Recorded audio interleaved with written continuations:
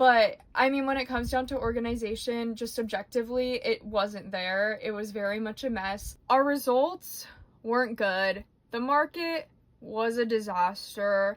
We felt like a mess afterwards. Hey y'all, I'm Hanny XOXO and welcome to or back to my channel. I run a small crochet business called XOXO Crochet Plus Whimsy, where I sell mostly handmade plushies, all made by me at in-person markets. I also recently launched my website, so if you'd like to check that out, I would really appreciate it, and it'll be linked down below in the description.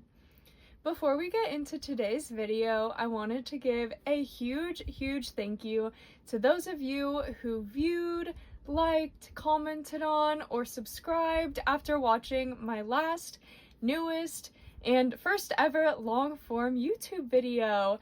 It honestly was kind of scary to put that up there, and the fact that I'm even getting a few likes on it, and some of you guys are even going out of your way to leave really kind comments and subscribe to the channel, it's been so encouraging. Seeing my subscriber count even go up a little tiny bit every single day, it's really awesome, and I can't wait to build a fun little crochet community over here. So if it's your first time here, and if you love crochet just as much as I do, then definitely make sure to hit subscribe to join us and have some crochet fun every week. So for today's video, I wanted to start a little mini series, and so today's video is going to be part 1 of 4 videos in this series called Market Retro Recaps. So basically, my idea for these market retro recaps is to go over all of the markets that I've done in the past 6 months, since my business has only been open for 6 months. And in that time, I've done 4 markets, hence the 4 videos, 1 video per market. So today's video is going to be about my first market. Obviously, in the perfect world, I would have filmed and posted these videos directly after each of the markets. However, I just did not have the time to sit down and film these videos back then. It was not in the place to do that. It was already a lot just trying to run the business. And now that I finally have the time, I still think that this information is very important and relevant. I've learned so many lessons in these past 6 months. Every single market teaches me new lessons, so I think that this information can still be super helpful and useful for all of you who are wanting to start doing markets or who are currently doing markets. I've taken a lot of notes after every single one of the markets because I was planning to do market recaps, I just never got around to it. So luckily I do have very good notes, and I'm excited to share everything I learned in my first market with you all today. So let's get into part 1 of Market Retro Recaps.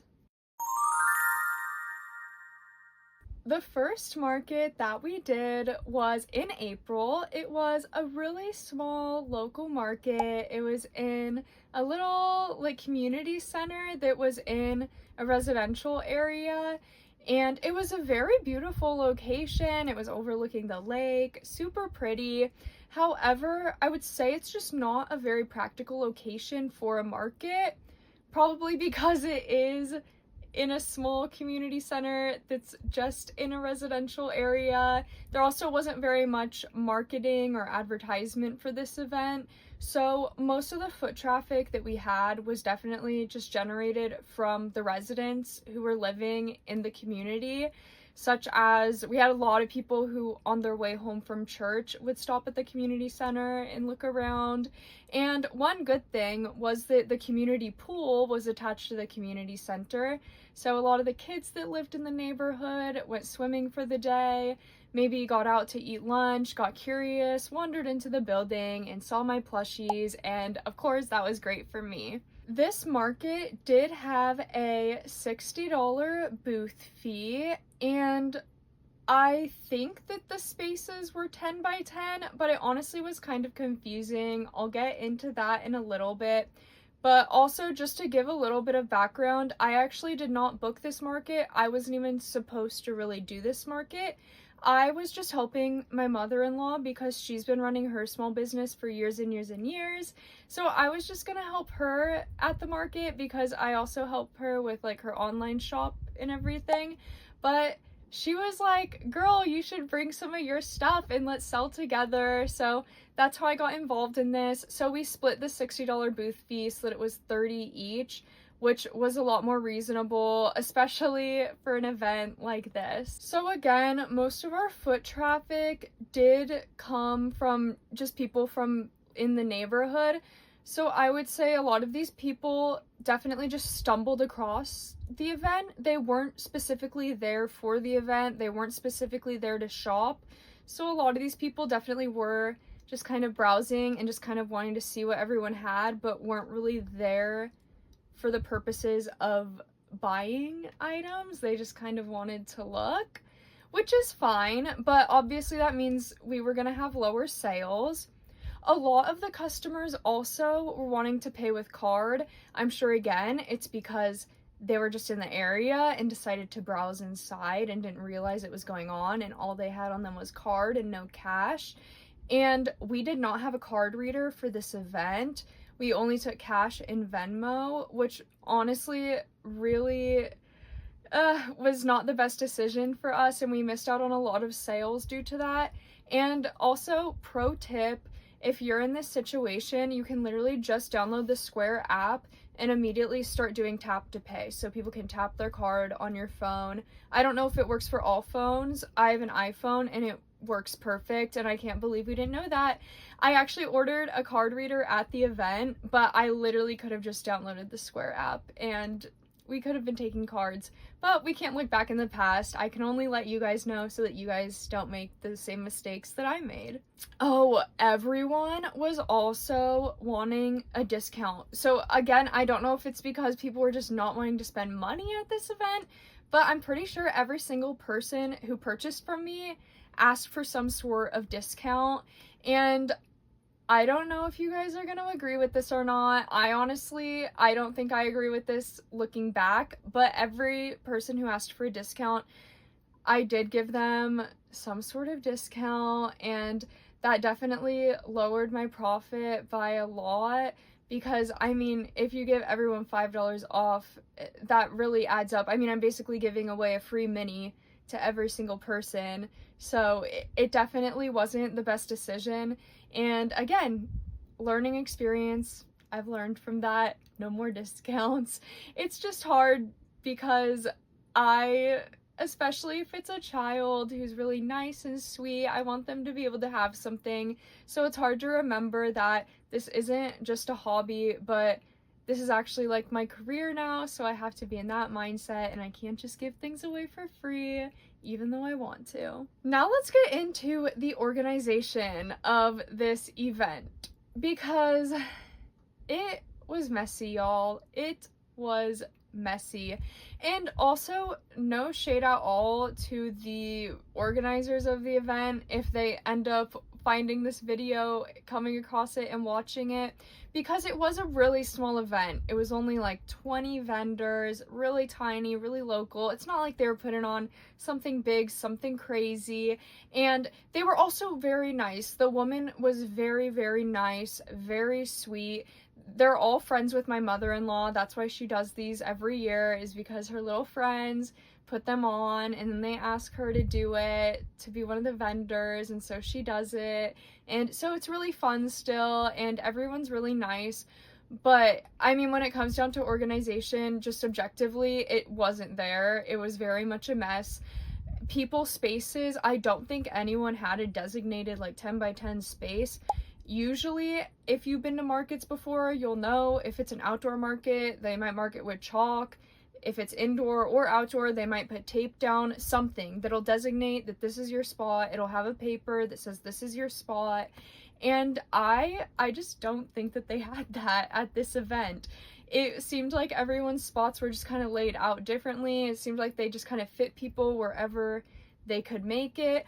But I also will say I was not there for the setup because I actually ran a race that morning. It was just a 5K, so nothing crazy, but me and my mom were fitness girlies. We love doing races together. It's how we bond, and this is one of our favorite races to do every year. We had it planned a year in advance, so there's no way I was gonna miss the race, but it was definitely a hectic day having to go straight from the 5K to the market. But thankfully I had my fiance there. I had an inventory sheet for her. She displayed all my stuff as best as she could. She's the sweetest, so thank you so much to her, and to my mother-in-law as well. Love her. But just wanted to clarify, I wasn't there for the setup, so I could be wrong, but from what my fiance told me, it seems like it was just kind of messy having to set it up and figure out where everyone's spots were gonna go. Another thing that was kind of annoying to me was that it wasn't an only indoor event. There were also people outside of the community center, and I can speak on this as someone who arrived at the event while it was going on. It did not seem like there was anything going on inside. I don't know if they did have advertisement to go in the building. I think maybe they had little tiny signs up, but to me it looked like all the vendors were outside. From what I could tell, the outside vendors stayed very busy the entire time, and people did not know they could go in the building. It was just kind of crazy, and so we had to actually go outside and tell people, like, hey, there's more booths inside, come on in, come on in. My fiance is really good at that. I'm not. I'm so shy, but she's like a huge personality, so she went out there and she was like, come on, y'all, come look at our plushies, come look at our pens, because that's what like her mom sells. And so I mean, it was still fun, but it was just kind of a little bit annoying that a lot of customers did not know that there were also more booths indoors. Everyone thought that it was only outside. What can you do though? Again, the event is over, but I mean, we did the best we could, I guess, to market ourselves, trying to get people inside. But I mean, I guess that's just how it goes. Every event is different, can't complain too much. Again, with the marketing though, it was just not there at all. I tried searching it. I tried doing Google searches for the name of the event, the date of the event, the city that it's in, the time that it's at, you name it, like every single detail, because I was trying to arrive at the event. I needed the address and I couldn't find it anywhere. I could not find the address to this place, could not find a single advertisement, which honestly, on my end, obviously I should have been more prepared. If college taught me one thing, it's how to be a pro procrastinator, which is not the best. But it was just frustrating that I couldn't find any information. The only information that I could find when I typed in all those things were for another event that was happening that day, which happened to be a huge spring fling event, which happens in that same city every single year. I would know because I went to college there, and it happens right in front of where I went to college. And it is a huge, huge event that hosts hundreds of vendors. Hundreds. Probably close to 300 vendors. And I honestly thought that's the event that we were doing this whole time, because that's the only event that I could find any sort of information for when I searched the name, the date, the title, whatever, like anything. That was the only event that I could find. So this whole time I honestly thought we were doing this whole other event with hundreds of vendors. Turns out we were doing this smaller event, which I will say in the end was good, because I was just starting out. I was starting out, with zero inventory. I had nothing crocheted because my mother-in-law just invited me to start going into business with her, and I had to figure out something I wanted to sell, so I started making plushies. So it was definitely a good first event for that reason. But for example, now I definitely prefer like the bigger events. I would definitely prefer a big spring fling to a small event in a small community center, if that makes sense. Again, I feel like the organizers, I feel like for them this event is mostly to put on to gather all their vendor friends together, kind of, because all the vendor ladies are friends, which I do love. I think that's really cute, and I love that community of vendors and everything.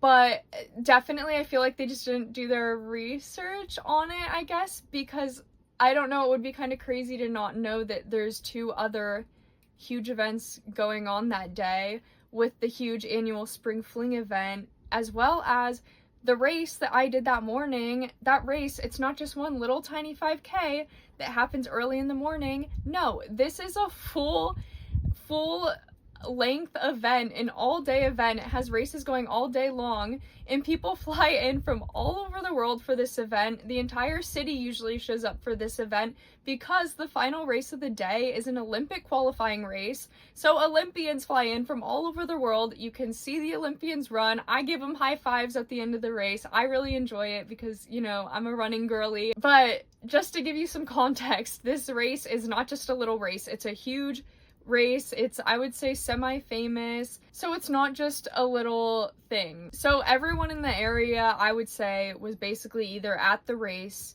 or at the spring fling. I don't think anyone was going out of their way to come to our little tiny spring art show. They also had no advertisement, so even if people wanted to come to it, I don't know how they would know about it. But anyways, so the odds were definitely stacked against us, I would say, for this event. I went into it with no to low expectations, which I would say is a good thing to do for your first event, first few events. Now I definitely go into my events with some sort of goal or expectation because obviously this is a business for me, it's a career for me. I do want to be meeting goals and still making some sort of profit. But for your first few markets, definitely be easy on yourself. Go into it with low expectations because you just really never know what you're gonna get at some of these markets. Now that we've covered all the nitty-gritty details about the market, let's get into my personal favorite part, the results of what I brought with me and which of those items actually sold. Before I get into exactly what I brought versus what sold, I just want to explain my prep plan that I had going into this just a little tiny bit, because if I'm being completely honest, I had no prep plan. I was just kind of having fun with it and just seeing how much I could make, because I mean, it was just kind of a fun thing for me. My mother-in-law already told me that she would cover the whole booth fee. She wasn't even expecting to split it with me, but of course I'm not gonna let her do that, and so I did split it with her. But you know, it was very much no pressure and just a fun time.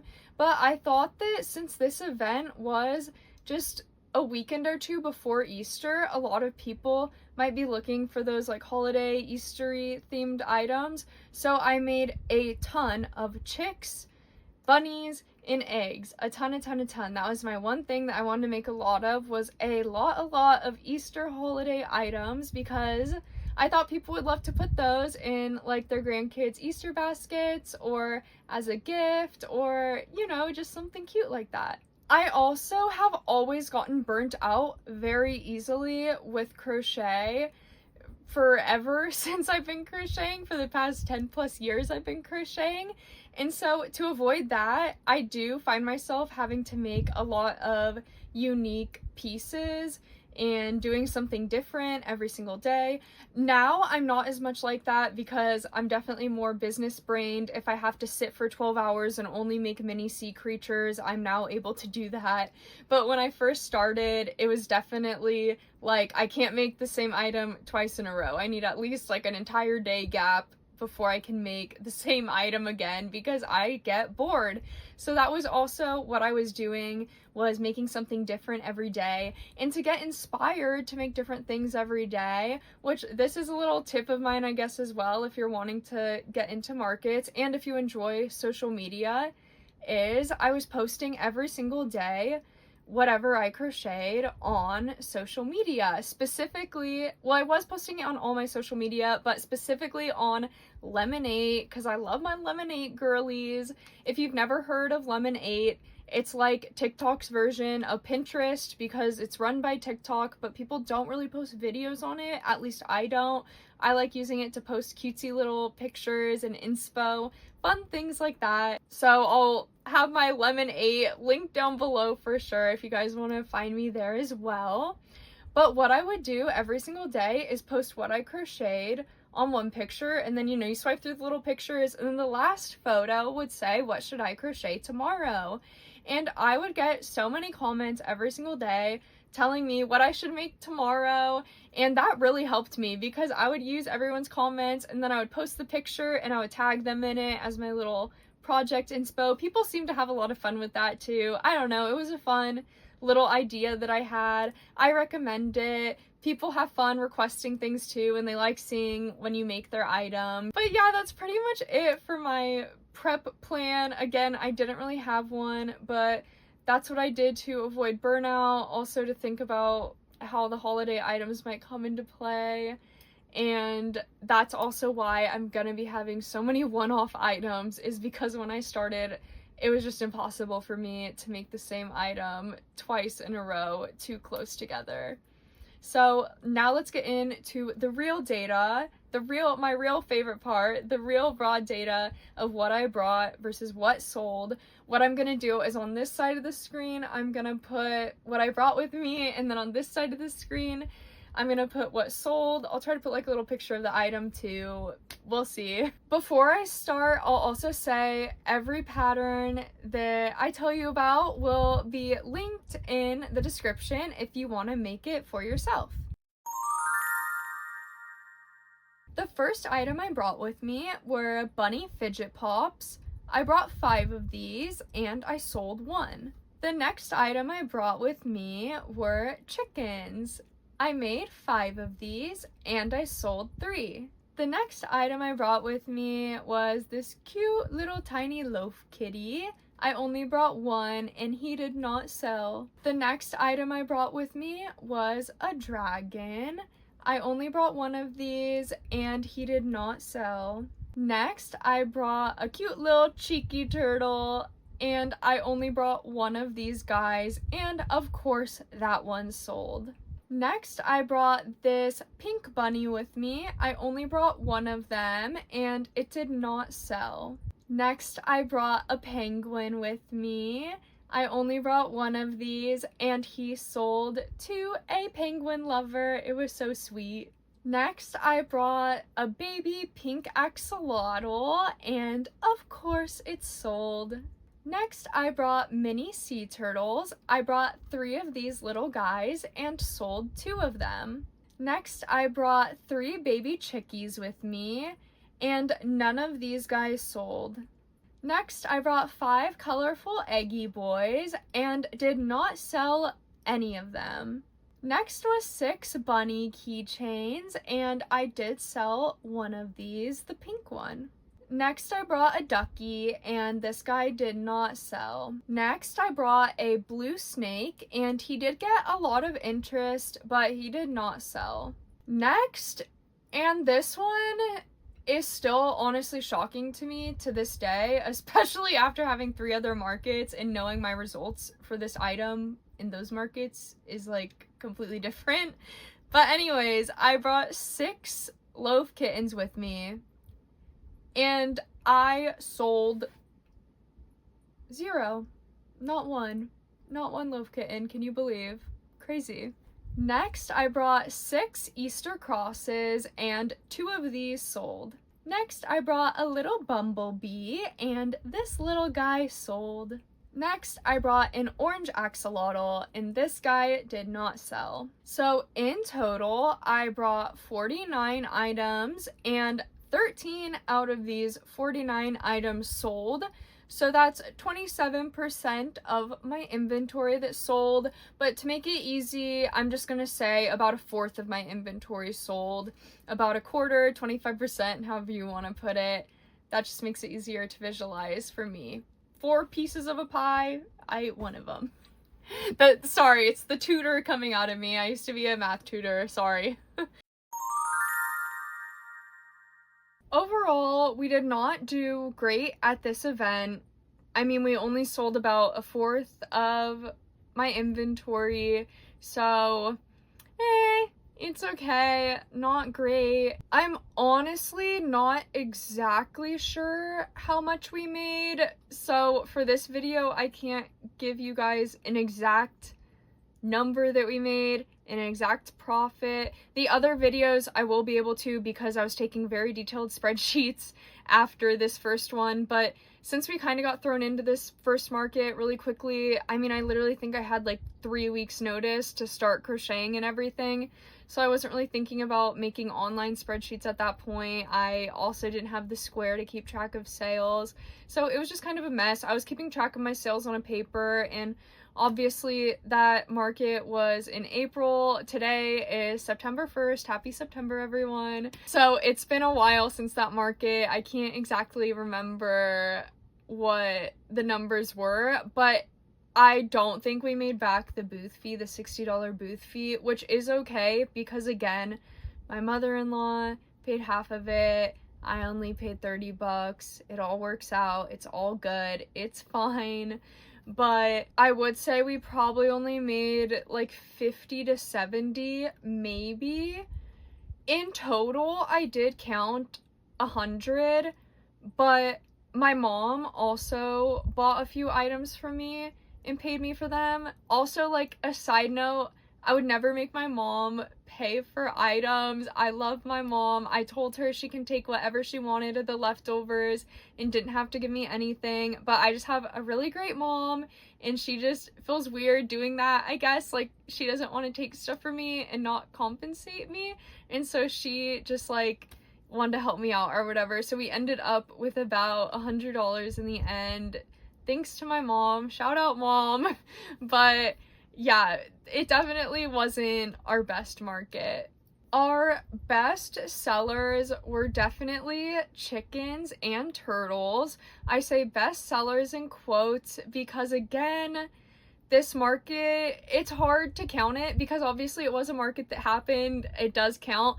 But I'm telling you guys, our results from our other markets have been so drastically different from the results at this market.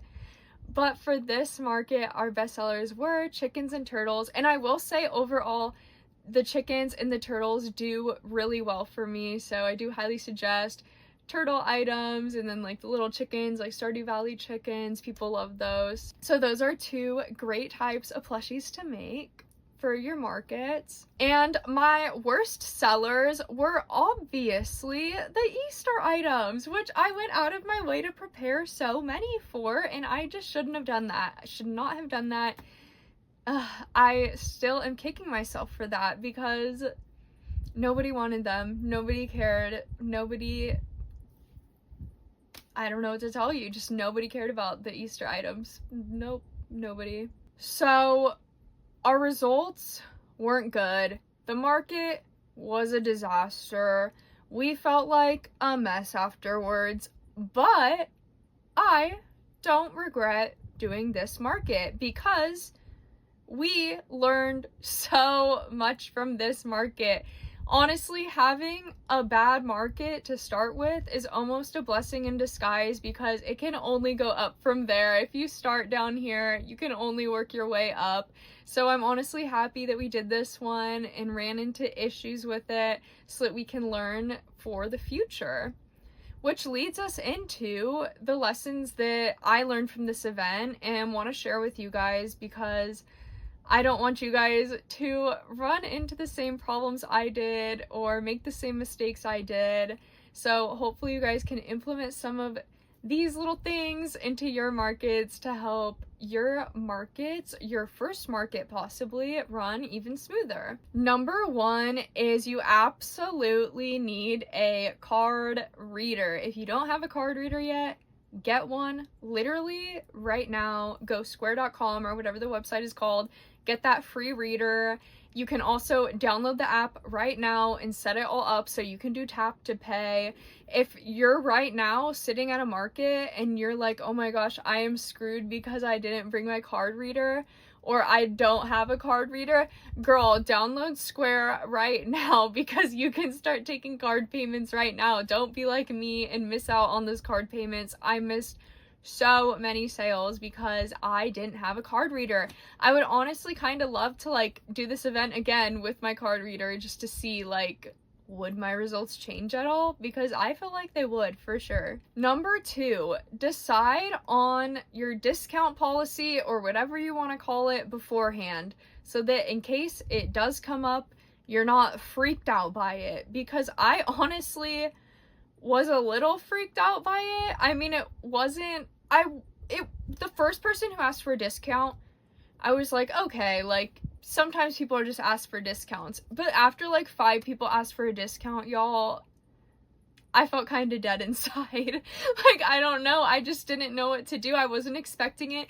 And I did so much research. Like, all I did the weeks leading up to my first market were watch other people's market prep, market recaps, all of that. And I remember people in their videos even saying specifically, like, oh yeah, like, people never try to barter or whatever, or like people doing Q&As and they'll get asked like, oh, do people ever ask for discounts? And they're like, oh no, like, people never ask, they just pay the price on the tag. But that was not my experience. People did not want to pay the price on the tag. Everyone wanted a discount. So definitely just decide what you want to do in that scenario. Decide, you know, if you want to get that backbone going, strengthen up that backbone, get it going strong, you know, so that you can tell people no, no, no, or however you want to do it. If you want a certain percentage off, if you want to make it so like people follow you on social media maybe and they get something off, or just don't do it at all. I honestly recommend like don't do discounts at all, because it just gets too messy and it creates this like precedent where everyone starts asking for a discount. So I say just don't do it unless like, you know, the moment's right. I don't know, but I really messed up on that part. Luckily that did not set a precedent though for my other markets. It has not been like that. Once in a while someone will ask me for a discount, but nothing compared to my first market. My third tip is to not make so many holiday items, unless maybe the event is specifically marketed as like a holiday event, like if it's a Christmas event. Or for a personal example for myself is my recent events, which I'm so excited to make the videos for, by the way, because they've been my favorite so far. But they were Pride festivals, and so I would make, you know, rainbow themed things or things in different types of pride flags. And those, I mean, people absolutely loved them because, again, it fit the theme of the event and that's what people were kind of there for. But I feel like since this event was just a spring art show, I'm pretty sure that's literally what it was called, people weren't really there for the Easter stuff, I guess. And the other problem with having a lot of holiday items like that is that if you get stuck with them, like, now you're stuck with them for a year or whatever, at least in my case. Well, actually, I will say I've gotten lucky and I still bring holiday items to every event and they still sell, but obviously like not like the eggs and stuff. The eggs, I don't know, maybe y'all just shouldn't make eggs. No hate to the egg pattern, but like I will never make an egg again because I'm so frustrated about those. Number 4 tip is to definitely investigate your events thoroughly. Again, if you're in a situation like the one I was in, where you didn't even book the event, it wasn't even supposed to be your event, you just kind of went with it, then, you know, like, there's not really much you can do. But, for example, now for my future events, I always make sure to look up all the information about it to make sure that I really want to do it, either before I apply to it, or a lot of times I'll just apply just to apply, and then if I get into it, then I'm like, oh, let me make sure I actually want to do this. But if you're able to look up the coordinators or organizers, whoever is putting on the event, just to see like what their resume might be, if they put on events before, if they put on events to that caliber before as well, like maybe they've only done small events and now they're trying to do a big event. Not saying that you shouldn't do events that are run by that or run by someone in that situation, but I'm just putting it out there that that might warn you or tell you what to expect. So say you're doing an event that's run by a huge production company that's been putting on events for years, you can kind of go into it knowing it's going to be at least a bit more organized than if you're going into, you know, an event that's just run by a single person who's only been doing events for like a year or so. It's just going to be different vibes. Not that either is better or worse, whatever, just putting it out there so you can do full research. You know, it's 2025. We need to put on our critical thinking caps and really think before we decide to do some of these markets. And my 5th and final tip is to use every market as a learning experience and to not let one bad market get you down, especially if it is your first market. Because if I would have reacted negatively to this market and felt really down and sad about it, then I might not be where I am today. I might not have even continued with it. I might have dropped all the crochet right then and there and been like, I'm done, I'm quitting, my stuff clearly isn't selling, everyone hates it, I'm horrible at crocheting, which I honestly for a second did feel like doing, especially because, no shade to whoever posted this, if they're somehow watching this, I don't even remember who it was that posted it, but I saw someone post something that was like, hot take, but if some people shouldn't be selling their crochet, if it's not perfect, you shouldn't be selling it. Or something. Maybe they weren't saying it in that tone because it was typed out, but again, it just, I don't know, it made my heart kind of sink because I was like, well, maybe I shouldn't be selling, maybe I'm not good at it, like maybe, I don't know, but you just can't think that way. You have to keep pushing through. I don't know, I feel like I'm the opposite because I'm so much of a person where it's like, if you want to do something, you will do anything you can to make that happen, and nobody telling you your crochet isn't good enough, you have too big of holes, you're whatever it is. Like, don't let people tell you stuff and get you down. Like, just keep pushing through no matter what. Everyone starts their journey somewhere, and you don't just become, you know, like amazing overnight or know everything that you're doing overnight. It takes time to learn. I mean, I guess obviously if you're just trying to sell like something that's gonna fall apart in 2 seconds, maybe that's not smart. But you know, if your stuff isn't like perfection, I don't know. I'm just saying, if people want to buy your stuff, they want to buy your stuff. So I'll just say that. I'm just putting that out there. Maybe that's a hot take, but I just think if you want to do it, you should be able to do it, and don't let anyone tell you that you can't. And don't let one bad market get you down. Don't take those results serious. Don't change up your whole product mix just because, say, none of your loaf cats sold at one of your markets. That does not mean you should stop selling loaf cats, because you might miss out on literally like 50 other loaf cat sales, which I would have done if I would have stopped making loaf cats after this event. Now to answer the question of would I do this market again, and even though I don't regret doing this market, I still don't think that I would do it again. Like, I for sure wouldn't do this again by myself as my own booth and pay the whole booth fee just for myself, because I would just simply be worried that I wouldn't be able to cover that with what I sold. Again, I did not have the card reader before. Now I do have the card reader, so maybe I would make enough, but I don't know, I'm at a point where I don't really want to take risks like that. Obviously, my mother-in-law is friends with all these ladies, and if she wants to do the events again, I'll definitely do them with her. But it just wouldn't be my preferred event, or an event that I would want to do alone, if that makes sense. But everyone was still really nice and sweet. It's just not the event for me. So overall, in conclusion, this market, even though it did not go great, I think it was a really good starting point for me and a great stepping stone into the world of markets.